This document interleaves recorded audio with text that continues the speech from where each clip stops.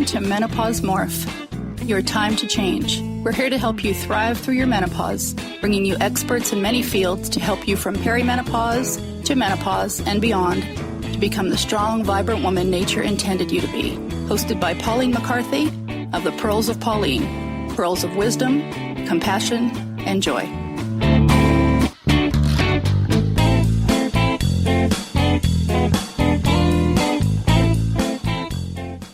Hello, welcome to this week's Menopause Morph, your time to change.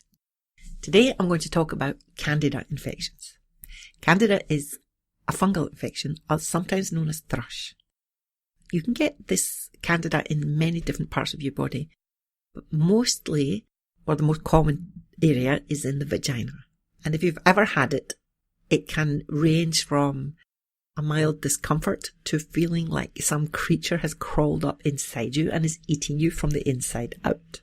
So sadly, I have gotten this, and I think in the last 8 or 9 years, it started to get more and more painful every time I got it. I used to go to the doctor and get some medication. Sometimes it was 3 or 4 tablets that you would take over a few days, and it would work quite quickly. And then they made this one, it was like one tablet. Just one tablet, and it was really expensive. It's quite a big box, and you open it up and there's like one little foil tablet. Within 7 days, all the fungus in your body is eradicated. But unfortunately, a few years ago, I thought I was having a hot flush, and it was a really bad hot flush. It wasn't just a few seconds or a few minutes. This went on for a couple of hours, and I was just getting hotter and hotter. And I said to my husband, I can't believe that this hot flush has gone on so long. And he looked up from his computer and what happened to you? And I went, what do you mean? And he went, your face. And I ran into the toilet, and my face was pure red. It was like a tomato, and it was like twice the size normal. And I thought, something seriously wrong. And I started Googling side effects of this drug, because I still had the packet, and they said in some adverse reaction you can get this allergic reaction where your face will swell and you'll go red, and respiratory problems, which I didn't have, but I thought it could happen. So I went to the hospital, and they said, yeah, you're having a really bad reaction to this medicine and you could never take it again, which put me in a little bit of a panic, because I thought, what am I going to do when it happens again? Because I had this maybe once or twice a year, and it was usually when I was overindulging in sweet things, because the fungus loves to eat sugar, thrives on sugar. So in my course of talking with all the experts over the last couple of years, I asked someone, I can't remember now which one it was, what I could do, and was there some kind of natural way to overcome this? And she told me that yes, there was indeed, and it was garlic. I said, oh, I like garlic, I love to eat garlic. She went, no, you don't eat it, you stick it up your what's it? I went, what? So that's it. What you do is you take 1 clove of garlic, peel it and cut the ends off, and score it a little bit or bruise it a little bit, and then stick it up your vagina.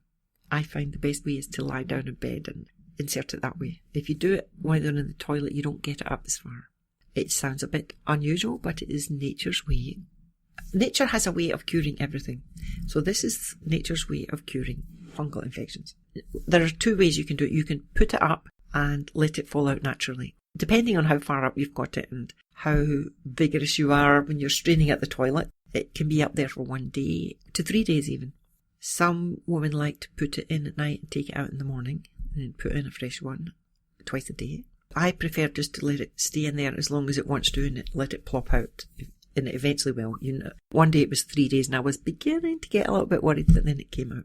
Some women are a bit scared that it will be stuck up there. So what you can do is you can get a sewing needle and with thread and put the needle through the garlic and then tie it in a loop.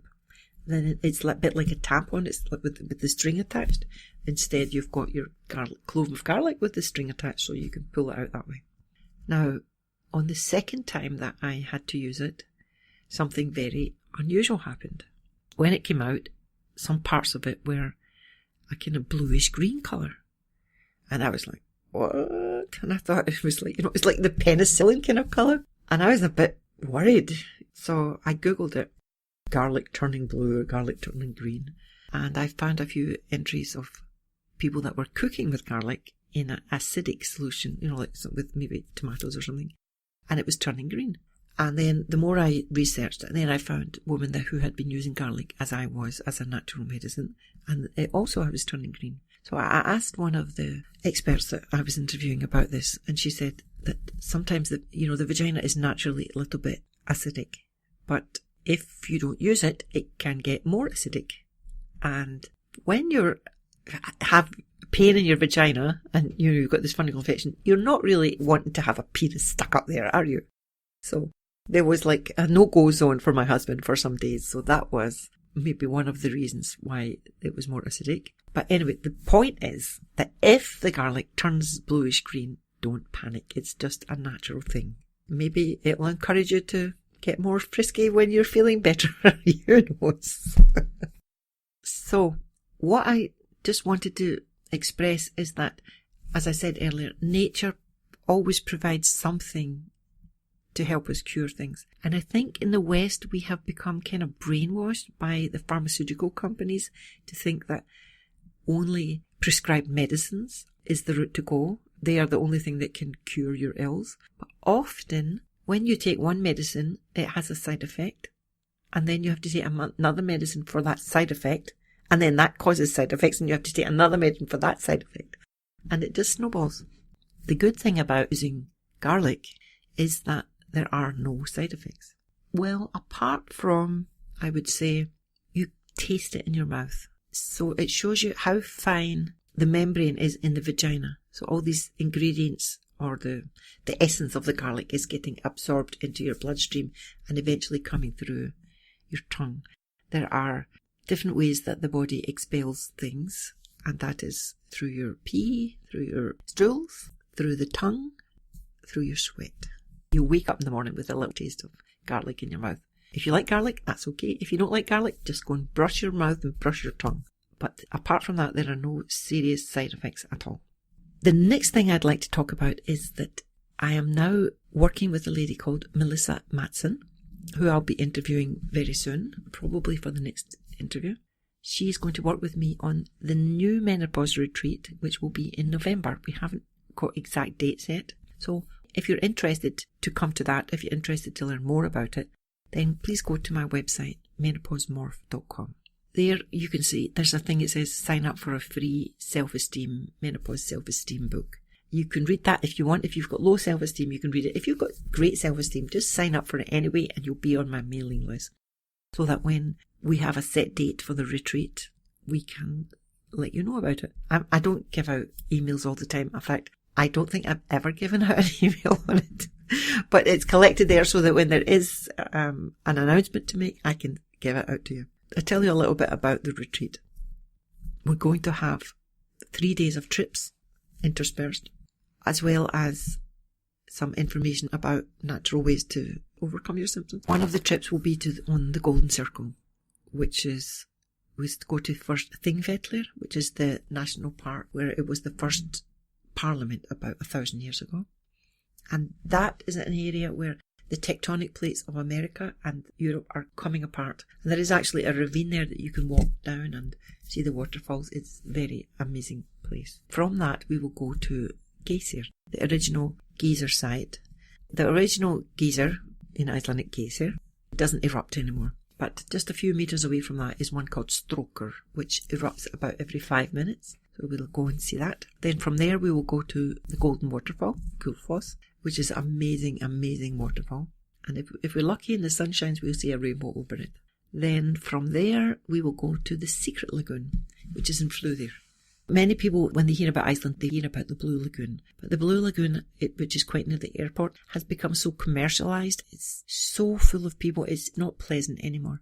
You can go there if you want, but on our trip we will go to the Secret Lagoon, which is still in its natural state, much more cosy and intimate. And we'll just relax there for many hours and get to know each other.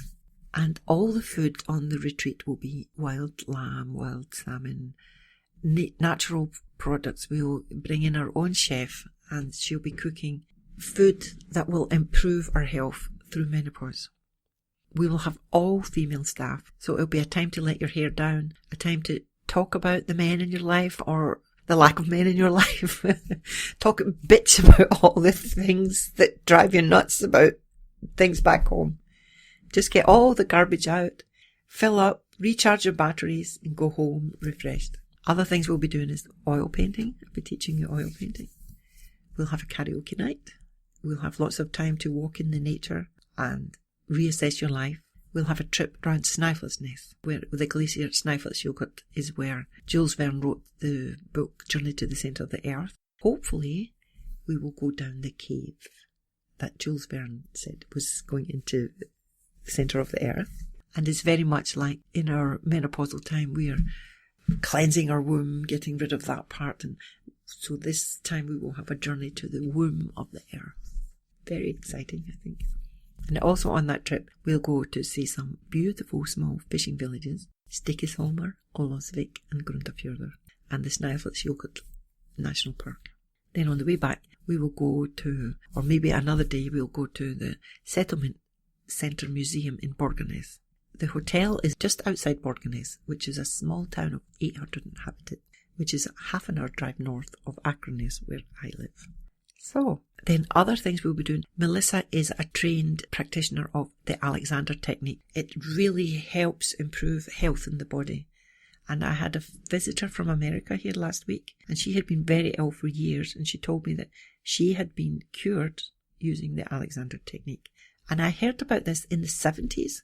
I was reading it in a book, and it was telling you how to do it, but you couldn't really do it because you didn't know if you were doing it wrong. So Melissa will be there to teach us how to do it correctly. And also she'll teach us other dancing, movement, because nowadays they say that sitting is the new smoking.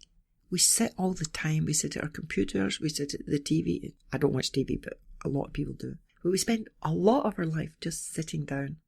But really our bodies were meant to move. And I'm a crawler. I'm at my computer a lot.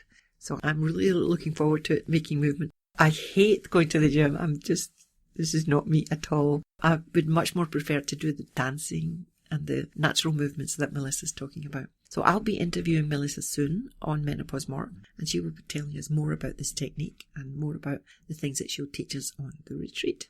And it's just going to be a lot of fun. This hotel only has 16 rooms, so we're hoping to book the whole hotel. It'll be just us, all female staff, and it's going to be a blast. So if you want to learn more about it, sign up to, go to menopausemorph.com. Just click this thing which says Menopause Self-Esteem Book.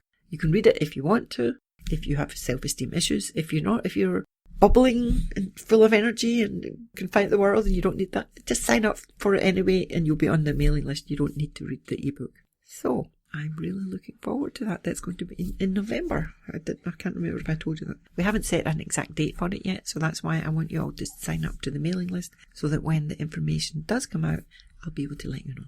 Okay. I can hear my dog lapping up her water. I hope you didn't hear that, but there she is. She's a very thirsty dog. She's been running about in the garden.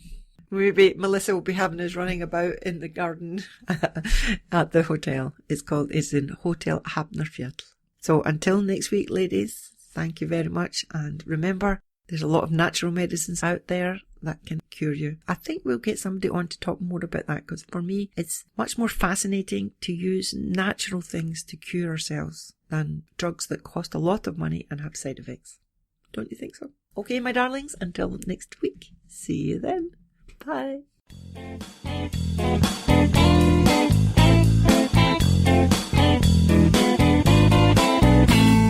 Thanks for listening to Menopause Morph, your time to change. If you've enjoyed the program, be sure to subscribe to the next one and please leave a rating and review on iTunes to help us spread the message about thriving through the menopause. To get a free ebook, more menopausal resources, and to connect with Pauline, please visit www.menopausemorph.com.